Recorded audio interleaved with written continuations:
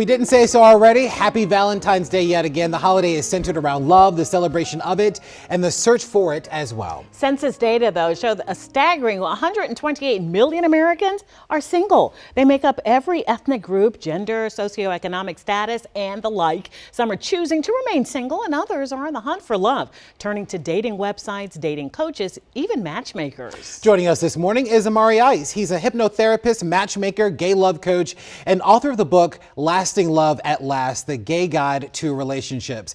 Amari's joining us live this morning from his home in Prince George's County. Amari, good morning to you.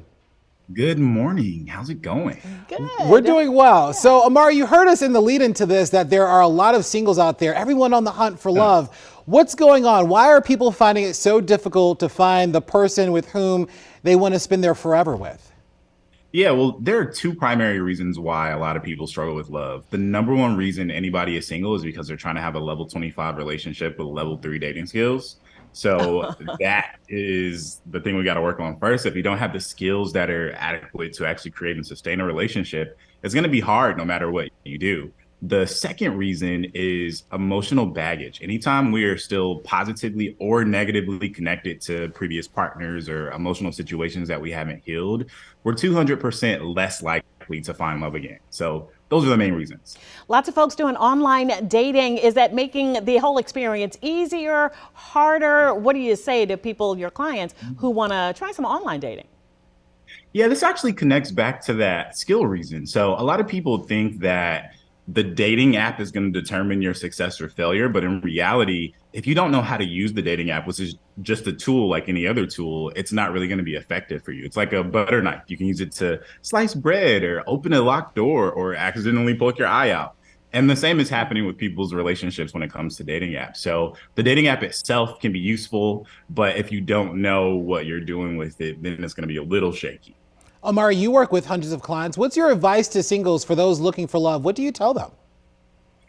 First, it always starts with you. You got to be clear on what you want, what you need, because it's really hard to identify if someone else is going to have the capacity to meet those needs if you don't know what you want first.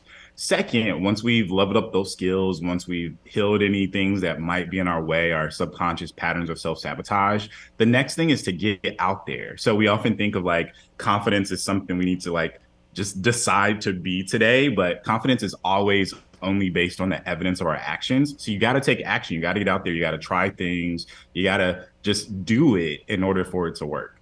Mari, sounds like those same rules would apply to people like me who've been married for decades. You still need to keep it spicy. You do. You absolutely have to keep dating. I always tell my clients that our relationship is just like dating, but like over time. So you don't stop dating once you get into a relationship. That's the only way to keep the spark alive. And lots of people surprisingly don't necessarily know that. So that's why I'm here. And speaking of matchmakers, which is what you do, you know, how does someone like you, how do you help people find their forever person? Yeah, well, it always starts with those skills. So the first thing I do is assess a potential client's level of relationship skill, of dating skill. And once we do that, we determine where we need to go, how we need to develop those skills. And if those skills are then adequate, we start dating, we start the matching process. It's a lot of fun. So it always starts, though, with where you are. It's kind of like a GPS. We have to know where we are and where we're going, or else the trip just isn't going to happen. So that's what we do. All right. Ultimately, you got to do the work. Amari Ice, matchmaker extraordinaire. Thank you so much for your time, sir. We appreciate you. Good luck to you. Thanks for having me.